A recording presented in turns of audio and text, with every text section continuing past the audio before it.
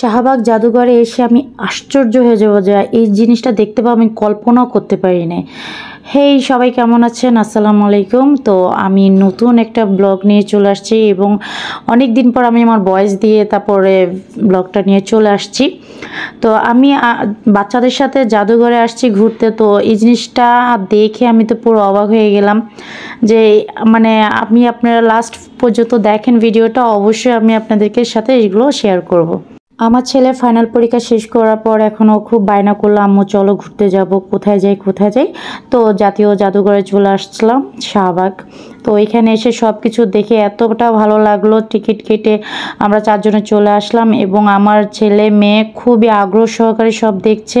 আর ওর আব্বু সুন্দর মতো সব কিছু বুঝিয়ে দিচ্ছে বাচ্চাদেরকে, কি কোথায় কোন জায়গায় কেন হচ্ছে, কিসের জন্য, কোন জায়গাতে কোন পাথর আসছে, সুন্দরবনে কি কি পশু পাখি থাকে, সব কিছু মানে ওর আব্বু ওদেরকে সুন্দর মতো বুঝিয়ে দিচ্ছে। আর আমার যে কাজ আমি এগুলো ভিডিও করে দিচ্ছি। তো আমার মেয়ে পাখি দেখে তো একদম খুশি, বলে আম্মু ময়ূর পাখি। আমি বলে হ্যাঁ মাইডাম ময়ূর পাখি। তো এখানে আবার হাতে আমার মেয়ে আমাকে দেখাচ্ছে।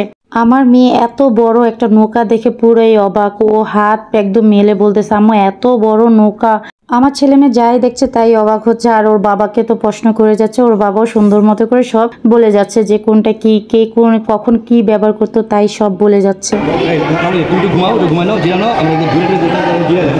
এটা কোনো কথা হইলো? বিছানা দেখে আমাকে এখানে বলে ঘুমায় যেতে।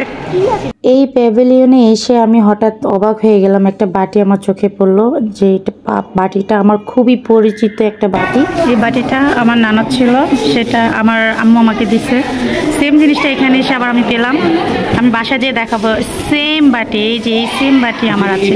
এখানে অনেক পুরনো বইও পাওয়া যাচ্ছে, আর সেটাই দেখছিল আমার ছেলে। তো এই সেই কড়াই যেখানে ইংরেজরা আগে নীল জাল দিত। তো ইতিহাসের অনেক কিছু আমার ছেলে মেয়েদেরকে দেখালাম, আমার কাছেও ভালো লাগলো। যে আপনাদের কাছে যদি ভালো লেগে থাকে অবশ্যই শেয়ার করবেন।